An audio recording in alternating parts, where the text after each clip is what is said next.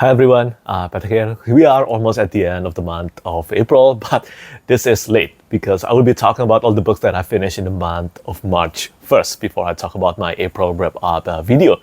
But yeah, in the month of March, honestly speaking, this is one of the best reading months that I've come across in probably like the past 12 months or something, but it has been a while since I've had such a great reading month, which is quite surprising considering that I was in a fantasy burnout or in a fantasy slump.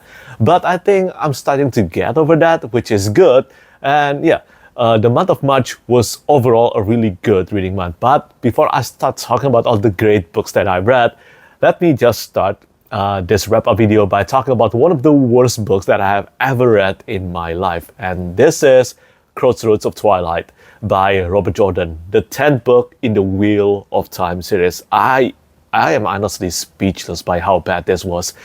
This book took me 9 or 10 months to actually finish. I can only read about 10% per month because it was just insufferably boring. Like these characters, when they started in this book, by the end of this book, and this is a big book, it's more than 200,000 words long, they're still basically in the same place. The story haven't really progressed. And when I was reading Crossroads of Twilight, when I found out from the narrative that this is basically about all the other characters during the events of the end of Winter's Heart, I was just devastated. It was boring, okay? I was devastatedly boring. And Robert Jordan has this kind of skill that he can transform English into alien language for me. Like you read something, you zoned out, you don't understand anything anymore because there are just too few things of consequence in this book. The development was put a halt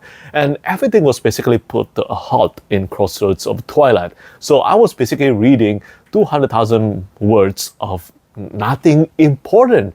Only a few parts at the end of the book was important enough to be read. But honestly, those readers who told me to just read the detailed summary of Crossroads of Twilight, you were right. You win this round. I should have listened to you. And this is honestly my best recommendation. If you are struggling through the Wheel of Time and you're in the Crossroads of Twilight, you're stuck and you cannot continue to the rest of the series, listen to this advice. Just read the detailed summary. It's honestly better than actually reading the books, because after I read the book, I read the detailed summary and it was better, as I said, than actually reading the book. But I'm glad that I'm past this one. This is the last part of the super famous slog of the Wheel of Time series, and I'm glad to be over. I'm glad that it is over. And I know that I can technically read New Spring, which is the prequel novella, I guess, to the entire series, but I'm still not sure whether I will do that or not. I'm too afraid if I read that, it will be even longer for me before I dive into A Knife of Dreams and then the final 3 books of the Wheel of Time. I first started reading the Wheel of Time in 2019. It has been almost 6 years, probably 6 years, since I started reading the Wheel of Time for the first time, and I want to finish it this year if possible, and I hope I can do that. So I don't know, maybe after a few months break, maybe I'll be reading A Knife of Dreams. And yeah, Crossroads of Twilight, honestly, one of the worst books that I have ever read. Easily the worst book of the entire series. No doubt about that. So yeah, but that's pretty much the only bad book that I read in the month of March, because after that, I managed to finish reading The Fall of Hyperion for the first time, and this is my first ever 5 stars rating to a new book that I read in the year 2025. Absolutely incredible, mind-blowing, and ambitious. It is epic in scope, like truly epic in scope. And I'm kinda shocked that I did not read The Fall of Hyperion back then. This is incredible, and I know that many people have said that this is completely different kind of book compared to the Hyperion, which is the first book in the Hyperion cantos. So Hyperion and The Fall of Hyperion, in my opinion, now they're both inseparable. They're basically one story divided into 2 books. And if you just read Hyperion, you haven't got the full scope of the story yet. You haven't. Simple as that. It's only in The Fall of Hyperion that you get the end of the story of the Hyperion pilgrims. So when I read Hyperion for the first time about a few years ago, about 3 or 4 years ago, I did not continue to the Fall of Hyperion because people keep telling me that the Fall of Hyperion is completely a different kind of book. And with that in mind, I started to think that maybe we're not getting the story of the Hyperion pilgrims anymore. We're starting the story and maybe continuing the entire story from the perspective of a new character. And now, the beginning of the Hyperion is indeed a bit kind of that. So, in the beginning of the Fall of Hyperion, we follow the story of a new character. I'm going to redact the name in this review here, just in case it can be considered as spoiler. But this new character, he's completely integrated into the Hyperion Pilgrim story. And we do get to see the story of the Hyperion Pilgrims. So the characters from the first book. And this is only in the first part of the Fall of Hyperion that we follow the story almost completely through this character's narration, whether through his dreams, where he get to see the Hyperion Pilgrim's continuation from the end of Hyperion, or just his story in general. But his story is important, incredibly important to the overarching narrative of the Hyperion cantos. I honestly cannot imagine how the story in the Fall of Hyperion can work without this character. I cannot. I think it got better because of that. And once we reach the second part of the Fall of Hyperion, up to the end of the story, I think the Hyperion Pilgrims, basically the 6 or 7 main characters from Hyperion, became the main character again. There were parts that made me emotional, and seriously, I think Dan Simmons' writing, he is so capable of writing multiple type of writing or genre in one book and made it work. Like, for example, Martin Silenus' poet style of writing in Hyperion, it is reflected again in the Fall of Hyperion, even though it is in a much more smaller scale. But you can see that glimpse when we get Martin Silenus' POV. And this book, it is brutal. There were so many events that made me, let's just say that made me cringe. Like, wow, this is terrifying, like seriously terrifying. And I love the confrontation with the Shrike.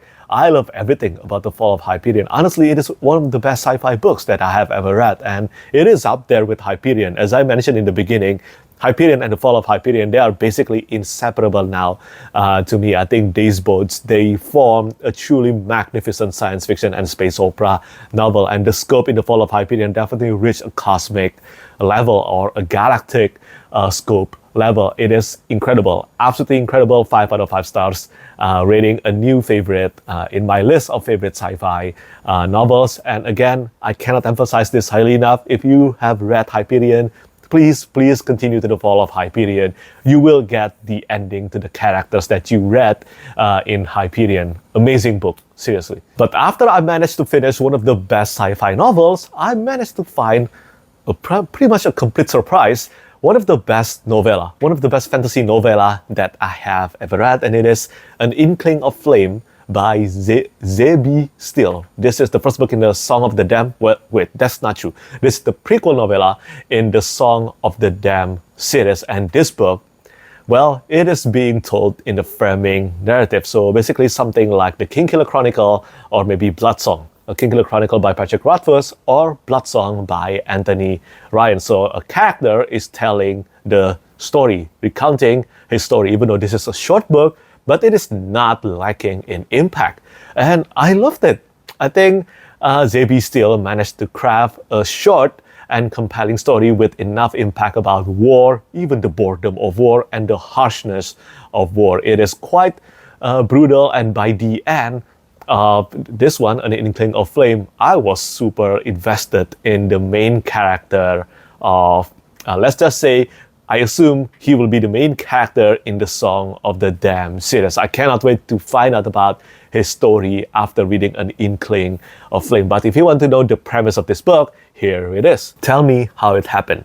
Lane was a soldier, conscripted to fight under the Fox in a vengeance-fueled march. He and his friends were due for a fated confrontation, one that has ended in blood and loss. Now, the Inquisitors want to hear every detail of his conscription, his training, and the duel against the assassin in grey. So that's basically the premise of An Inkling of Flame. And yeah, see, we know how it ends already. Just like the Kingkiller Chronicle, and also pretty much like The Sun Eater even by Christopher Rocchio, but we don't know the details. So Lane is telling the details of the story to the Inquisitor and also to us.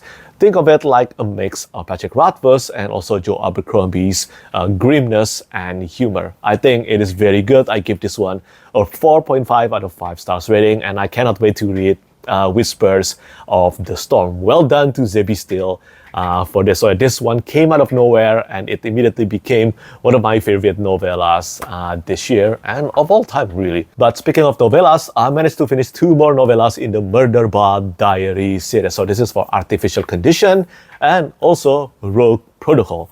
So for this one, this is the second and the third book in the Murderbot Diary series, and I'm very excited to watch the TV show. I think after reading the first book up to the third book, I think I'm even more excited now. I think that TV show has such a big potential to work really well, especially because this is being published by Apple TV. I think Apple TV do make some truly fantastic sci-fi show, but this is about the books. Now, in Artificial Condition and also in Rogue Protocol, Murderbot met a new character, plenty of new characters. So the first 3 books in the Murderbot Diaries, each one of them feels like a connecting standalone novellas. Yeah, they are all standalone, but they are connected to one another as well. I think they build upon one another to be explored in exit strategy. So these first 4 books in the Murderbot Diaries form one single arc. And I believe Network Effect, which is the main novel, the first main novel in the Murderbot Diaries, will be another story arc in the series. So these new characters in Artificial Condition, Murderbot met Art. And I think Murderbot interaction with Art is certainly the main highlight of Artificial Condition. And the same can be said for Rogue Protocol. Not Art, but Mickey. Something about Mickey reminded me of Chocoboy, not gonna lie. I think Mickey, it's the kind of character, he's a robot. Mickey is a robot, but Mickey treats its humans very nicely. Mickey think of humans as its friends. And I think in the narrative it is mentioned that that's because the human treat Mickey very nicely. They care about Mickey, and in return, Mickey did the same. So that's kind of like Chocoboy to me. Chocoboy loves human. I think he's probably the dog who loves human the most. He's closer to human rather than dogs, because dogs sometimes bark at him and Chocoboy doesn't like that. And Mickey, in a way, I kind of see it to be in a similar fashion to Chocoboy. So yeah, these 2 books, I think Murderbot interaction or the slice of life portion is the best part of these 2 books. I don't think they're a significant upgrade compared to All Systems Red, but they're still a tiny upgrade compared to the All Systems Red, and they're better overall. But I think so far, up to the 3rd book, I still think that Murderbot is a good series of novellas. I still don't think it is the best out there. Now, I don't know how it will go for Network Effect and also the last available 2 books in the Murderbot Diaries. My opinion can still change, but I'm enjoying my time reading Murderbot Diaries, which is quite a surprise. I did not expect that would happen after reading All Systems Red all those years ago. But yeah, I'm enjoying my time reading Murderbot, and I think this one really works as a palate cleanser, especially because I'm in the middle of trying to go over my fantasy burnout, and I think these sci-fi books, they help. These sci-fi books or novellas, they help me overcome this burnout. And now, the final book that I finished in the month of April, it is an epic fantasy debut novel, and it is A Song of Legends Lost by M.H. Ayinde. So told from the perspective of 5 POV characters, Temi, Boleo, Runt, Jinao, and also I think Elari? Yeah, I believe it is Elari. So this is quite an epic fantasy debut, and this is something that I consider incredibly rare in traditionally published marketing now, in traditional publishing market right now. Because as far as we can tell, I think we all know that epic fantasy or fantasy books without romantasy element right now in general just loses to books with romantasy or cozy fantasy elements. And A Song of Legends Lost is the kind of epic fantasy debut that I like to read. It is complex, it is epic in scope. You can tell that the author has poured a lot of her years into building the world building in A Song of Legends Lost, the first book in the Invoker trilogy. And although the first part basically focused a lot on Temi as the main character, and I do like Temi, I think she is one of the best characters in the series and in the book, sorry. And then there's also Runt. I consider these two plus G now to be the best POV characters in the book. Boleo and Elari were alright, but they're not as compelling as these other three characters in my honest opinion. But again, as I said, this is a complex epic fantasy, and I can already tell that most readers now probably won't click with this one, honestly speaking, and probably the sales will not reach the level of romantasy books being published right now. But as I said, I like reading this kind of book, and I'm glad Ayinde decided to put this, Ayinde and also Orbit Books decided to publish this one, and I'm excited to read the sequels. I think if you love Final Fantasy, you love Naruto, you love JoJo's Bizarre Adventure, I think you will have a great time reading A Song of Legends Lost, especially in the world building.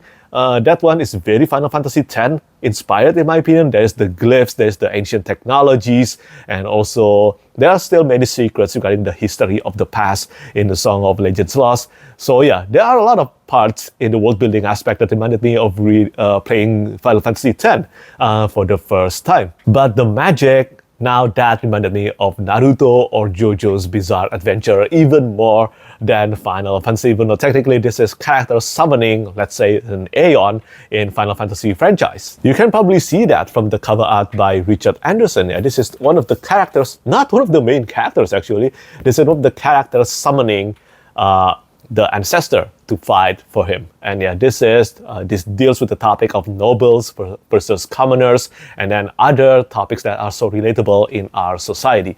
So yeah, I enjoyed reading A Song of Legends Lost. I think this is a great debut novel, and I want to congratulate M.H. Ayinde for publishing this epic fantasy debut novel. I gave this one, I think, an 8 out of 10 stars or 4 out of 5 stars rating, and I look forward to reading the sequel. So yeah, those are pretty much all the books that I read in the month of March. And when it comes to manga, I read Black Clover and also Delicious in Dungeon. I think that's the name. Yeah, I decided to continue reading the manga for Delicious in Dungeon. Both are enjoyable. I wouldn't consider these two a favorite of mine yet. So when it comes to my book of the month, of course, it will have to be The Fall of Hyperion by Dan Simmons. Easily the best book that I have read this year so far, a new book, okay, because I don't consider reread in my equation when I'm talking about this. So yeah, The Fall of Hyperion is my book of the month, and also the first new 5 stars rating I gave to a book this year, and that pretty much wrapped my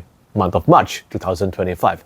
So yeah, as always, do let me know what you think about all the books that I finished in the month of March, and again, let me know which one was your favorite book last month. As always, thank you so much for watching, and thank you for your support. Bye-bye. Lastly, I want to say thank you so much once again to all my patrons who keep on supporting me.